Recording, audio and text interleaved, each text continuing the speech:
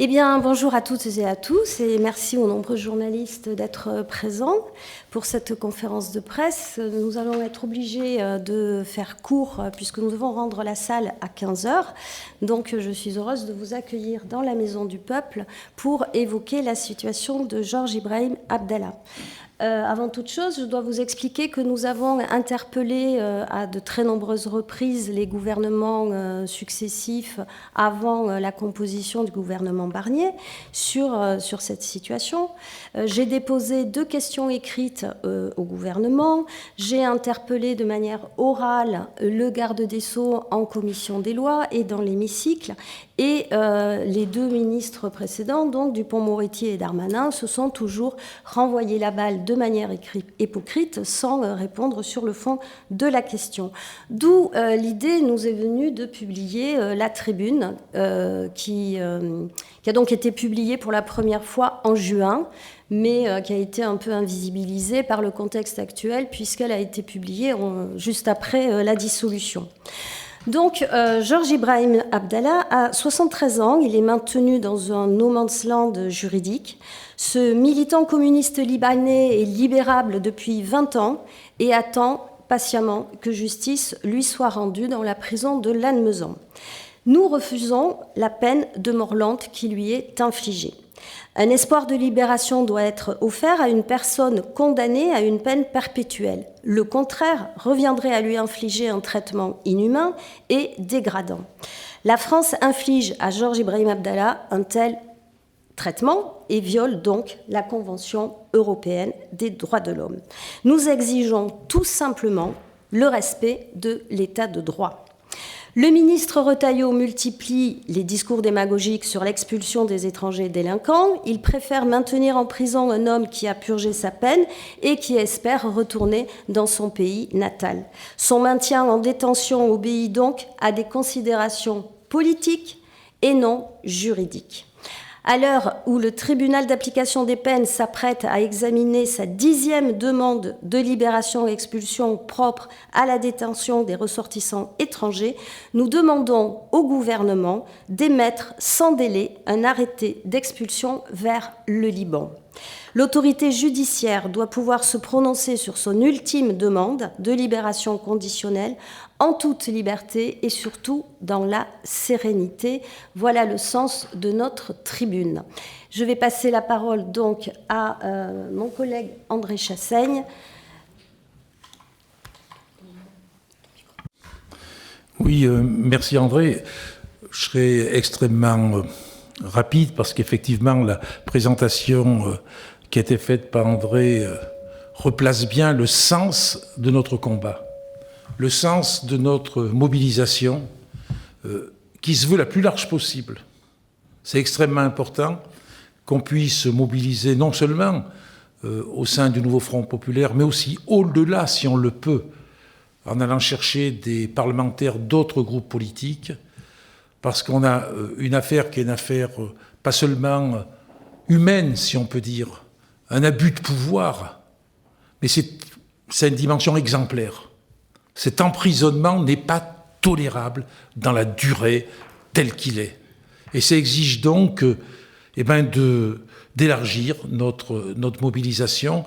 Et je voudrais d'ailleurs sur ce point vraiment saluer celles que j'appelle les chevilles ouvrières de ces combats, André, Sylvie, Elsa, qui sont extrêmement présentes, extrêmement impliquées, avec des contacts directs avec Georges Ibrahim Abdallah, comme j'ai pu en avoir moi aussi. Je l'ai au téléphone régulièrement, il m'appelle. C'est un homme extraordinaire. C'est un homme qui est pétri d'humanité, qui pense à la Palestine, qui pense au Liban, qui est rongé par ce qui se passe aujourd'hui et qui s'intéresse trop peu à son propre sort. C'est une personnalité qui demande toute notre admiration et qui a gardé un sens d'analyse politique absolument remarquable. Mais je pense que son avocat qui est présent, s'exprimera beaucoup plus précisément que moi. Je suis obligé de retourner en séance puisque Emmanuel Djibaou doit poser une question et je pense que c'est important que je sois présent comme président de groupe. Je vous remercie. Merci. Ouais, alors donc, avant de passer la parole à Maître Chalancé, je passe la parole à ma collègue Sylvie Ferrer, donc députée LFI des Hautes-Pyrénées, circonscription où donc est détenu Georges Ibrahim Abdallah. Exactement. Donc voilà. Voilà. Donc moi je suis sur la circonscription. Je suis à Bagnères et je suis donc sur la circonscription où se trouve le centre pénitentiaire de Lannemezan. Donc c'est un centre où il y a de très longues peines, où sont incarcérées des personnes qui subissent de très longues peines. Voilà. Donc je participe aux mobilisations pour sa libération depuis au moins une quinzaine d'années. À cause, justement, ça a été précisé, de la triste particularité de son emprisonnement. En effet, cela fait désormais, et ça a été rappelé par André, 40 années que Georges Ibrahim Abdallah a passé derrière les barreaux, alors qu'il est libérable depuis un quart de siècle, faisant de lui le plus vieux prisonnier politique d'Europe. Un an après mon élection, j'ai voulu porter l'initiative d'une première tribune signée par 28 parlementaires et parue le 27 mai 2023 dans l'ex-journal du dimanche. Cette action a été un des éléments déclencheurs pour que le 8 juin 2023, Georges Abdallah renouvelle sa demande de libération conditionnelle. Je remercie ma collègue André Torigna qui, un an après, a été à l'initiative de cette deuxième tribune. Nous avons rassemblé donc presque une centaine de soutiens et cela nous permet d'entrevoir un espoir sérieux concernant la demande de libération conditionnelle, expulsion déposée il y a plus d'un an par Maître Chalancé. Je tiens aussi à rendre hommage aux membres du collectif de soutien pour la libération de Georges Abdallah des Hautes-Pyrénées qui travaillent depuis de très nombreuses années à faire connaître l'histoire de Georges avec une grande persévérance et toujours avec l'objectif que la justice lui soit rendue et qu'il soit libéré. La dernière manifestation pacifique en avril 2024 a rassemblé autour de 1500 personnes venues de toute la France. Et en présence de mes collègues, dont André Torigna, Karen Hérodi, Pascal Martin, qui n'a pas été réélu, et Elsa Faucillon, présente aujourd'hui. Le 7 mai 2024, des membres du collectif ont rencontré durant 2 heures une conseillère sécurité et intérieure du président de la République, Emmanuel Macron. Ce vendredi 4 octobre, j'ai prévu une deuxième visite pour m'entretenir avec Georges Ibrahim, accompagné d'un membre du comité de soutien. Nous ferons à notre sortie de prison une conférence de presse à 3 jours de l'audience. Comme chaque année, et tout est fait pour que ce soit la dernière, plus de 65 organisations de Toulouse appellent à manifester le 26 octobre prochain à Lannemezan pour la libération immédiate de Georges et son retour dans son pays, le Liban. Georges Abdallah a payé ce qu'il devait. Il est aujourd'hui temps de sortir du déni de droit, du déni de justice, du déni d'écoute et d'humanité. Je vous remercie pour votre attention. Maître Chalancé.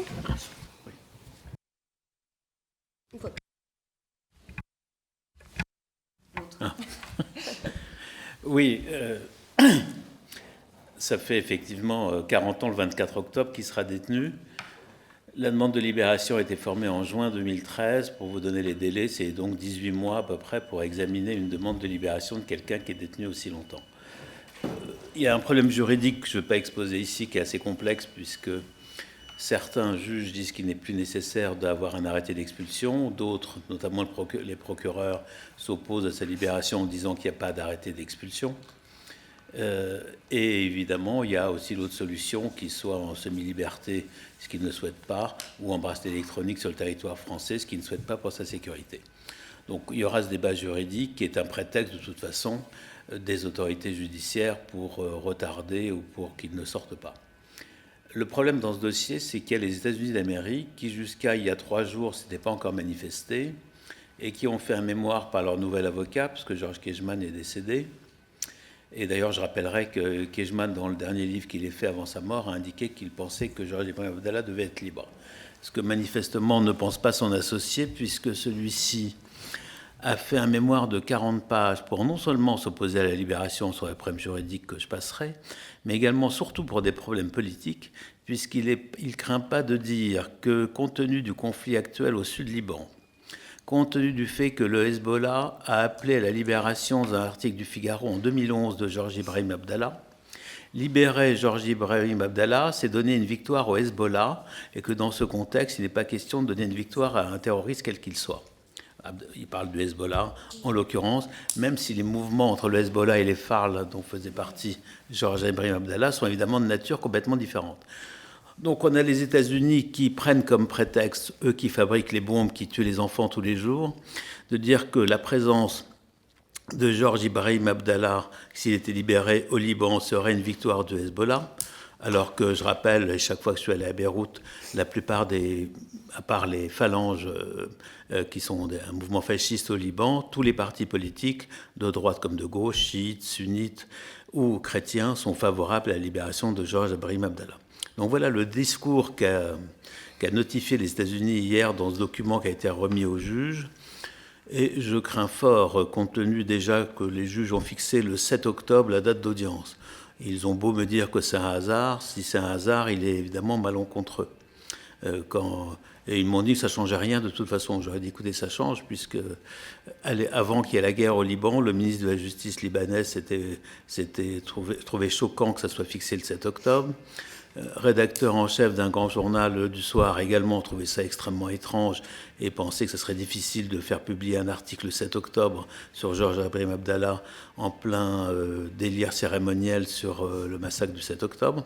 Donc on en est là. Donc le contexte que je pensais être favorable, parce qu'il a 73 ans, parce qu'on est à 40 ans, j'ai l'impression depuis quelques semaines, si vous voulez, qu'il change non pas seulement le contexte politique, mais même le contexte judiciaire. J'ai vu l'avis fin août du procureur de Tarbes qui indique qu'il n'est pas question qu'il sorte de prison, qu'il y a un risque de récidive. Récidive de quoi? C'est-à-dire qu'au Liban, si vous voulez, s'il était au Liban, à part le risque de se faire assassiner par les Israéliens, il y a peu de risques qu'il fasse quoi que ce soit dans le contexte libanais, autre qu'une expression politique libre et tout à fait souveraine de sa part, compte tenu de l'idéologie qu'il a conservée. Mais ils vont même jusqu'à dire, mais il n'a pas suivi de traitement psychiatrique en prison, il n'a pas fait de formation professionnelle. Enfin, des choses totalement ridicules pour quelqu'un qui est en prison depuis 40 ans, qui a 73 ans, qui a une formation intellectuelle, qui a simplement des idées. Et évidemment, ce n'est pas psychiatrique d'être resté communiste depuis 1984 jusqu'en 2024. Mais c'est comme je dis aux juges. Comme je dis aux juges, on est à l'ère des psychiatres soviétiques dans ce cas-là. Oui. Puisque si vous estimez que c'est une pathologie d'être resté communiste, effectivement, dites-le, vous n'avez qu'à l'écrire. Mais comme vous n'avez pas le courage de l'écrire, on est là. Alors, ce que je dis aussi aujourd'hui, ce que je ne disais pas avant, c'est que non seulement c'est le plus vieux prisonnier politique d'Europe, ça j'en suis certain, mais c'est le plus vieux prisonnier au monde lié au conflit du Moyen-Orient. Puisque d'après les sources que j'ai, en Israël, le prisonnier palestinien le plus ancien est en prison depuis 38 ans et demi.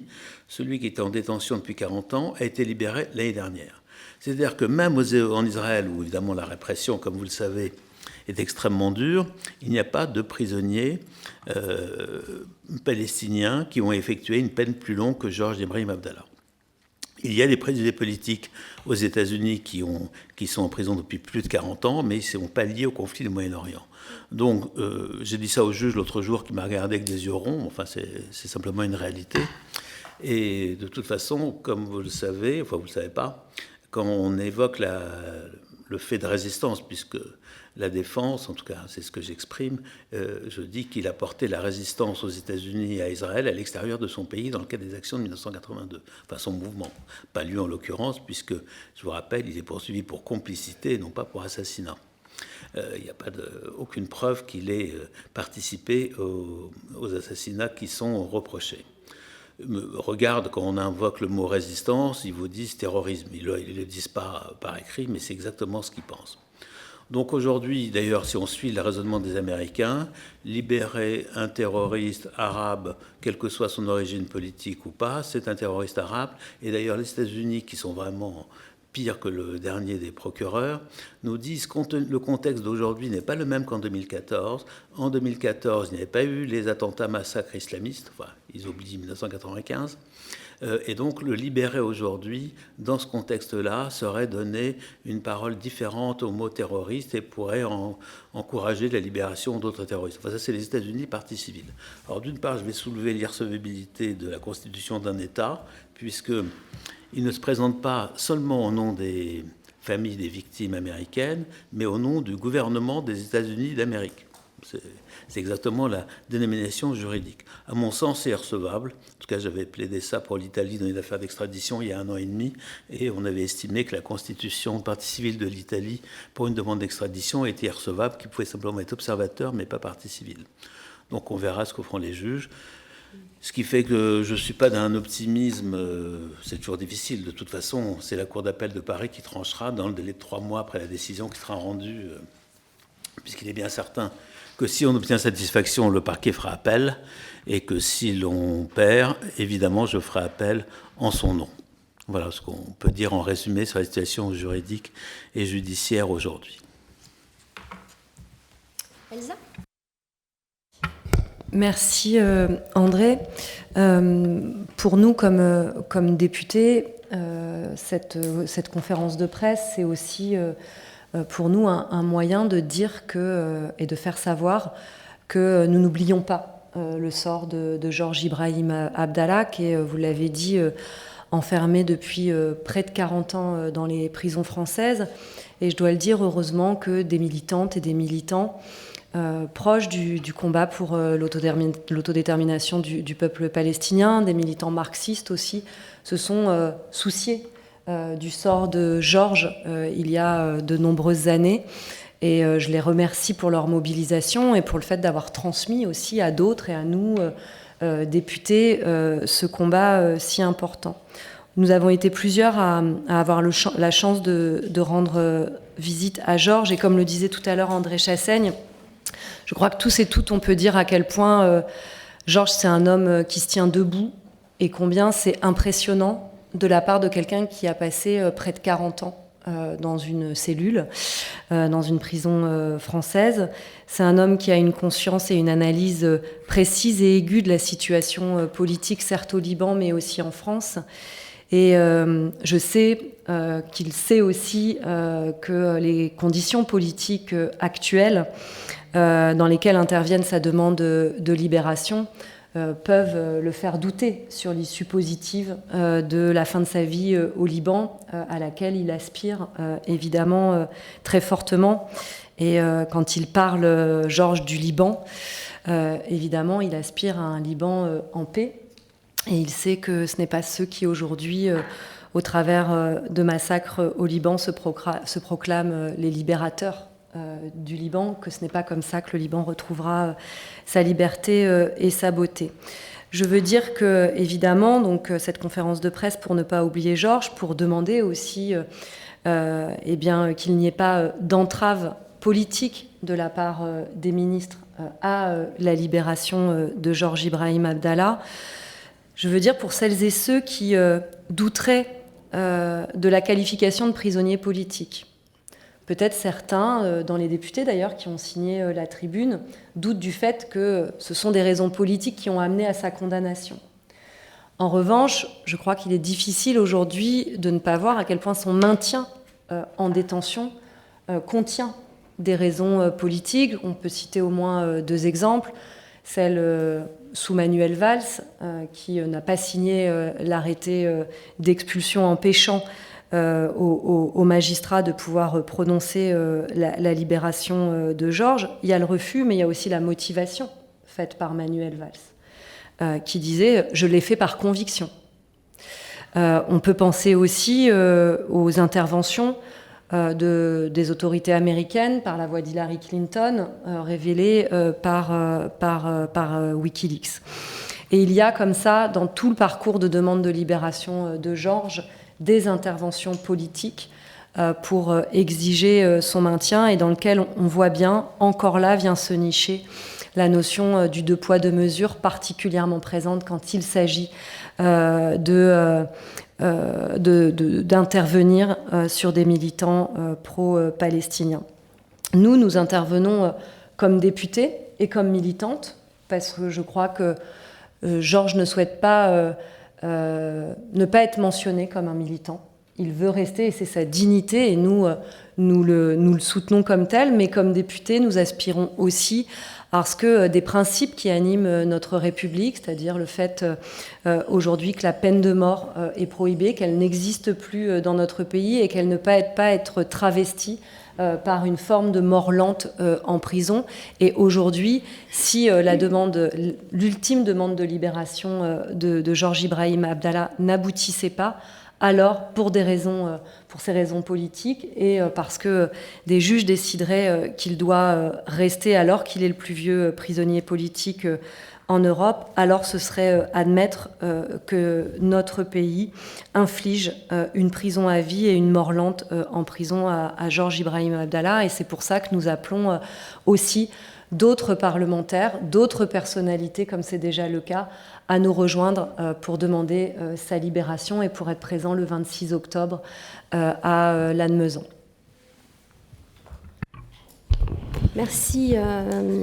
Merci Elsa. Je voudrais juste rappeler que nous avons aussi le plaisir d'avoir parmi nous deux députés France Insoumise qui se sont aussi intéressés particulièrement à la situation de Georges Ibrahim Abdallah. Donc Loïc Prudhomme, qui je crois a déjà aussi rencontré Georges, et Mathilde Felk. Je vous remercie d'être là. Vous pourrez trouver donc la liste des signataires dans la prochaine publication. Enfin, la tribune est déjà en ligne, hein, je crois, dans l'Humanité. Donc vous trouverez la liste de tous les signataires. Et donc, comme l'avait expliqué André Chassaigne, il n'y a pas que des signataires politiques. C'était notre volonté qu'il y ait ce qu'on appelle des personnalités de la société civile, des intellectuels. Nous avions espéré avoir la présence d'Annie Ernaux et je la salue amicalement parce qu'elle n'a pas pu être parmi les nôtres, mais je sais qu'elle est un soutien fervent à notre camarade Georges Ibrahim Abdallah. Merci à toutes et à tous. Et malheureusement, on ne pourra pas répondre à des questions parce qu'on est obligé de rendre la salle. Merci beaucoup à vous.